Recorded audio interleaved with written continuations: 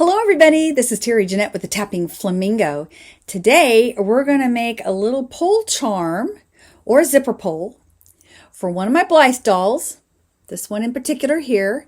She's becoming a jellyfish princess. So let me show you briefly what we're going to make. I'm actually going to make a different color than this one. But for this I used some wax cording, but you can use hemp or just any type of cording that the bead that you're going to choose will fit on. For this particular little dangle here, I used E-beads like this. Okay, you can get any of this stuff that you need at craft stores, craft and hobby stores. I am actually going to use these beads and some white wax cording, and I've already got them all cut, and they are about, let's see, about 18 inches. Okay, and how many do I have here? Can't remember how many I have. 1, 2, 3, 4, 5, 6, 7, 8, 9, 10. Okay, that's what I thought. So I have 10 18-inch strips of cording. And the first thing I'm going to do is just divide it in half like this. And then I'm going to take some wire. I'm using 20 gauge wire. Okay, and this is just a scrap I have. And you'll see here in a minute, you don't really need that much. Let's see how much this is.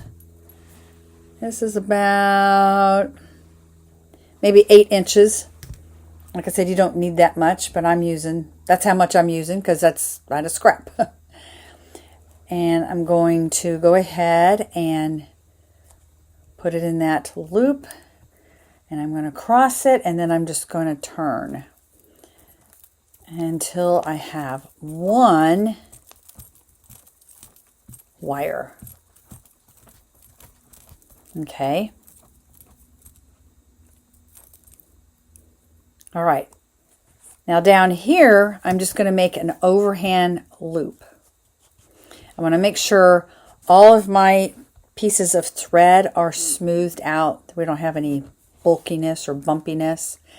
And I'm just going to do an overhand knot.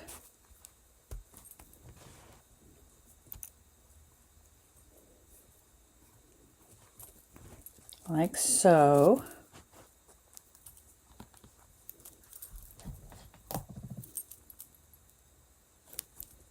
Tie it tight. And then I'm just going to go through each one of these and just pull it so the knot is tight and you don't have any threads, poking out or being bumpy, that they're all tied tightly.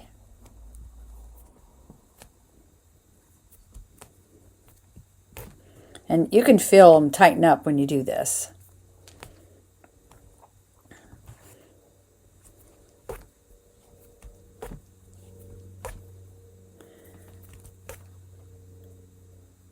Okay, we're almost done here. Now, the beads I've chosen are all different random beads for this particular one. Like I said, I used E-beads for this. See how that's poked out there? I don't want that. So I've got to find where that is. I must not have pulled it through. There we go. I found it. Got lucky. All right. Now I'm going to take my round nose pliers, and at the widest point, I'm just going to make a messy loop. Or a messy wrapped loop.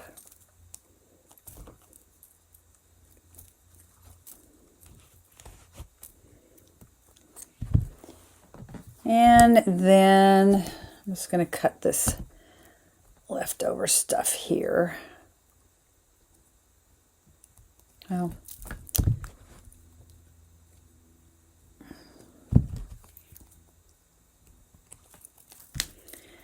And then I want to tuck those wires in. And later on, I'm going to add a lobster claw to the top here. But we'll do that a little bit later. I want to make sure all the pieces are tucked in. We don't want anything poking out and scratching our doll. These also make good little zipper pulls to put on bags and stuff too. So, but you don't want anything scratching your bag. All right, so now we have this. As I was getting ready to say before, you can use a lot of different kinds of beads. You just want to make sure that they fit on your cording here. I've got these glass beads, and I think, I don't know, I've got these purple beads I might use. And then I've got these beads. And these beads, and some of these beads. So I'm going to kind of take things out, make sure they fit on my cording, and choose the beads that I want to use. And then I'll be back to show you what's next. So I went through those beads, and these beads, and these beads will fit on these. So I guess that's what we're using. And basically, all I'm going to do is take my beads, and I'm going to string them on here. And let's see, how are we going to do this?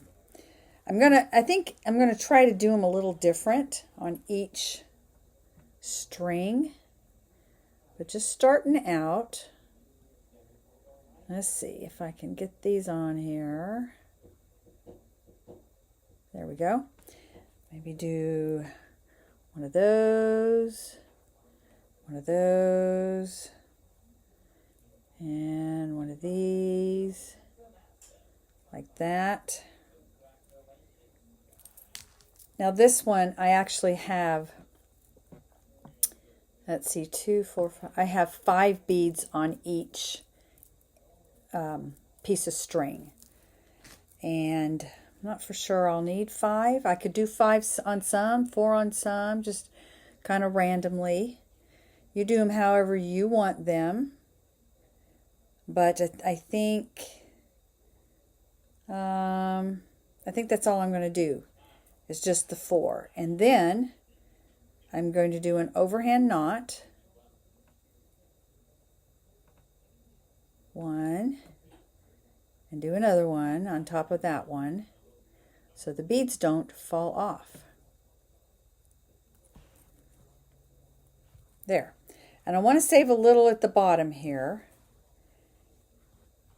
In fact, you know what? I don't want it too long. So maybe, let's go up a little bit further here.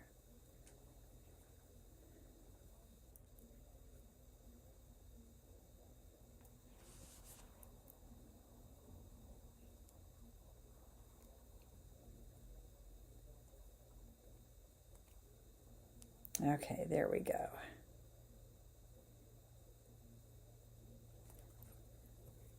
Yeah. And then I can just trim this off. I'm going to wait and do that till I get all of my beads on here. So let me do that, and I'll be right back after I get all the beads on all these little legs. So I've got all the beads on there that I wanted. Got them all knotted up, and I trimmed everything. Now, originally I showed that I did 4 beads, but I found these, and so I decided to do 5 beads on each strand. And then the next thing I started to do is, after I trimmed it, I am taking a pin, and I'm just separating the fibers below the knot. And I need to do that with all of the strands. So basically you're just going to twist in the opposite direction of how it's twisted, and kind of to loosen those fibers. And then you take your sharp object and you just kind of comb through it. And it's best to start kind of at the bottom and work your way up, kind of like you do hair. When you brush hair that's real tangled, you know how you start at the bottom and work up. Otherwise, you're going to wind up with a tangled mess and a big knot, and just doesn't work out too well. And you just move up on the strand till you get to the knot. And over time, these are going to separate out even more. This just gives it a boho look. Now, if you didn't want to do this, you could just trim them off and let them fray on their own. I'd probably trim them off a little shorter if I did that. If you're using wax cording, you could even just trim it and then burn the ends. You could do that. But I am going to do all these little strands here. And I've got, 20 of them. So instead of boring you with this process, I am going to do this and then I'll come back. But I'll finish this one right here. And this is a good little sit down and watch TV thing. I don't know, I was watching the ball game with my mom as I was stringing these up last night. So, all right, let me finish the rest and I will be back. So I got them all frayed out, and I really like the way this looks. It almost reminds me of a feather. And as time goes on, these will get a little bit more frayier, if that's even a word. Look how pretty those turned out. Now, once you're done, you can trim them off. I trimmed them off a little bit, but I kept them pretty long because I really like that boho look. So all we have to do now is add a lobster claw. Let me make sure this works. And then we're going to need a jump ring. And just open the jump ring up.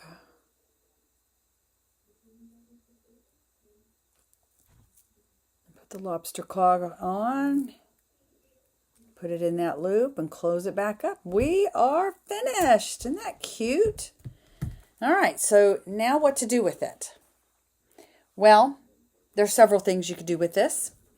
You could hang it on a bag, but we are going to hang it on a Blythe doll. So, Blythe dolls, they have a mechanism that actually changes their eyes, if you're not familiar with that. And it is this string right here. Let me get her hair out of the way. And a lot of people like to put beads on this string, which is great. I may eventually do that with this one. Right now I've got this little pole that I made, and I just tied a little knot at the top there, just an overhand knot, and put that in there. Let me go ahead and remove this because I'm going to put this one in. There we go. Just tighten it up. And if you already have beads on there, you could just hang this on the top of the beads and then it won't fall off. But anyway, that is how you make this little zipper pole, which is a reminder of or inspired by, I'm trying to think of the word there, but it was inspired by a jellyfish. And this little girl eventually is going to become a jellyfish princess. Here's her little jellyfish earrings, which I have a tutorial about that. And we have her jellyfish little charm pull there. And now all she needs is an outfit. Thanks for joining me. Y'all have a great day. This is Terry Jeanette with the Tapping Flamingo signing out for now. Bye-bye.